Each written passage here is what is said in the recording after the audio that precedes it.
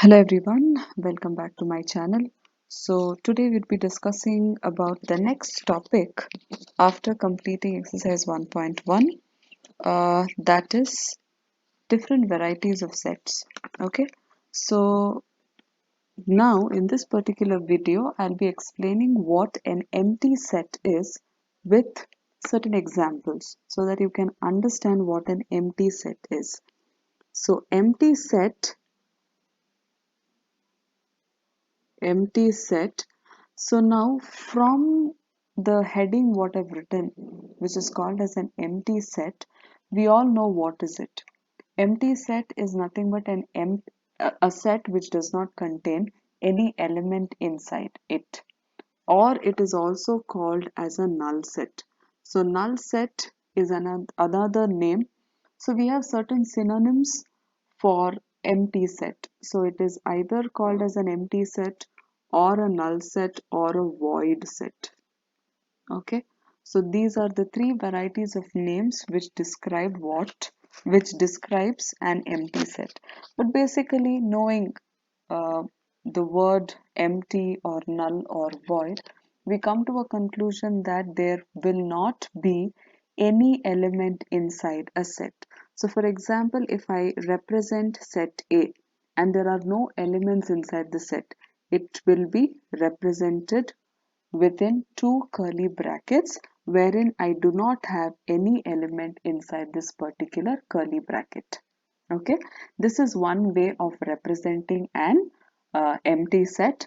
Further, if I have to write an empty set, I use this particular symbol. This particular symbol is phi. PHI. So if I use this particular symbol, there is no need for me to use two curly brackets. Either one of these can be used to represent a null set or an empty set. Okay, so I'll give you certain examples of empty set. So for example, if I have set A is equal to set of all x such that x is a student studying in both class 9 and class 10. So obviously with this particular example, I would conclude this set to be a null set. Can I tell or can I come to a conclusion wherein one particular student studying in two classes? No, right? So obviously my example of set A becomes a null set. Either I write it like this with a phi or I write this as A is equal to a null set. So this is one of the example of how I write a null set. Another example I would like to give you all. Okay, so I have set B is equal to x such that x is a natural number. X is a natural number where the value of x lies between 1 and 2. Why did I tell the value of x lying between 1 and 2? Because I've already explained and I've already told umpty number of times in my previous videos as well, wherein if I have a less than symbol or if I have a greater than symbol, I will not include that number. If there is a less than or equal to symbol or a greater than or equal to symbol, then only I will be including those numbers.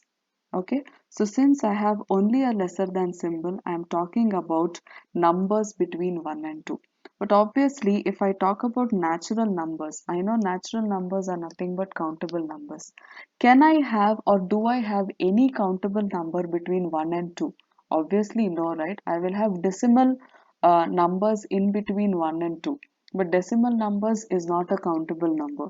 So therefore, another example of a null set is also justified.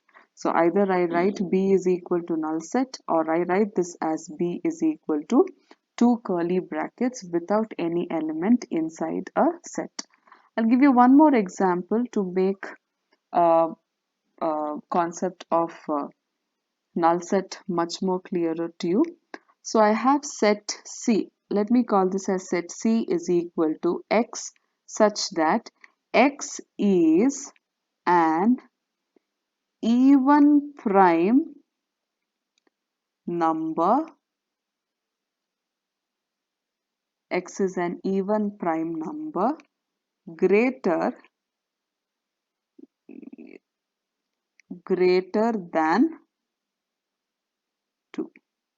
Okay, so X is an even prime number greater than 2. We all know that there is only one particular number, yeah, a countable number, which is an even prime number, correct? So that is one and only 2. There cannot be any other even prime number other than 2. So therefore, since it is already justified that there is only one even prime number in the whole of number theory, so therefore this example which I have given is also justified with regard to my null set. So either write this as C is equal to null, or I write this as C is equal to inside two curly brackets. So hope I've made a concept of empty set clear to one and all who has watched the video. If you want much more clarity on that, please resume, pause, whatever is convenient to you, but make your concepts clear. Thank you all. Stay tuned.